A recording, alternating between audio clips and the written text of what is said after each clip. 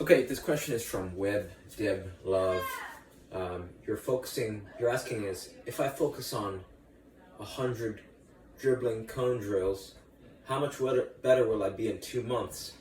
Right? You say that you could get about 100 juggles. Your ball control is average, and you want to move into a more creative center attacking midfielder position.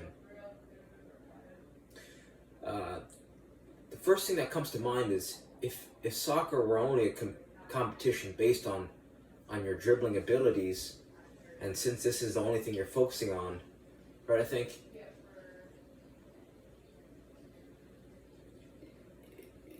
you would start to get very competitive, but it's a little bit more complex than that, right? What are the things that soccer players need to do well to be effective? Dribbling and juggling, passing and shooting. So if you like to lead with your dribbling abilities, that's fine. You could double down on those strengths, but I would say you kind of have to, if you want to be a more complete player, you got to spend even just a few minutes a day maintaining your skills and abilities. Your towel's in the bathroom. Thank you. You got to invest even a few minutes a day in juggling and passing or shooting. This is it's a ball and a rope, right? It's a kick trainer, and AC Milan encourages their youth to use them. Sevilla, Ajax, right? Wesley Sneijder talks about kick trainers, right? And the reason that they're great for center midfielders is because they're portable, they're lightweight, and you could cram months of training into days or weeks with just a simple kick trainer, right? Think about how important your first touch is. This will help with juggling indirectly. This will also help with dribbling, the rhythmic, the coordination, the timing aspect of it.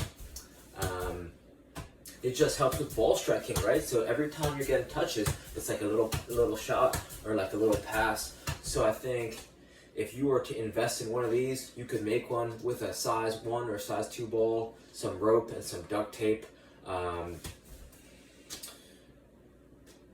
In 20 minutes, right, you could bring one of these to the park, or if you go for a walk, 20 minutes, you could cram 1,200, like 1,500 touches in a very short amount of time. You could use it while you're watching a game, while watching TV. So there's really no reason why you can't really develop your passing and shooting abilities with this simple tool. The second thing is that, if you're playing in the center midfield, the ball's not always just going to be passed directly to your feet. Oftentimes the ball will be in your sphere, but you're going to have to take the ball out of the air and, in one touch be able to connect passes. So for those reasons, if you're looking to be a more creative attacking center midfielder, I've started this, I started it's a 1 minute juggling challenge. And I say it's 1 minute juggling challenge because I'm trying to get people in the door to develop a juggling practice, right? And then I say it's a 1 minute challenge, but what I'm really doing, I started yesterday. If you start, so yesterday I started. From yesterday, if you spend 1 hour juggling, right, in 1 hour you get close to, if you juggle 60 seconds, if you juggle 60 times in 60 seconds, that's about, in 1 hour, it's about 3,611 touches, right? So all that means is that starting yesterday, if you juggle for an hour, by the end of the year, you'll get 1 million touches by the end of the year. And I'm not saying that you have to get that, but if you can start to develop a simple juggling habit when you can get very relaxed, you start to lose yourself in the ball and develop your awareness, your timing, your rhythm. It'll completely transform your game. And you want to use different size balls. I've been telling people to go on a soccer vacation.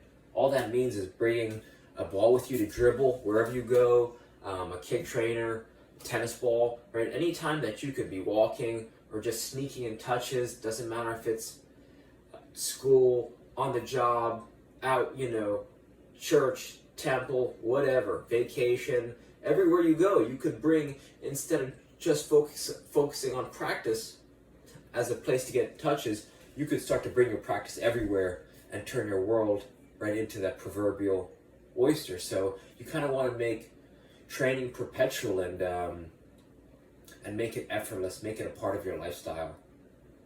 So those would be the things I want to stress, right? Because there's also another quote that comes to mind. It goes that neurons in the brain that fire together, wire together. So if you were to pair your dribbling training with just a little bit of passing and shooting training, right? Just work that in either before or after, and you also pair it with some juggling, I think you're going to see your overall development improve at a faster trajectory if you were to only do dribbling skills of dribbling, focusing on dribbling alone. So hopefully this helps, and reach out with any questions. All right, thank you.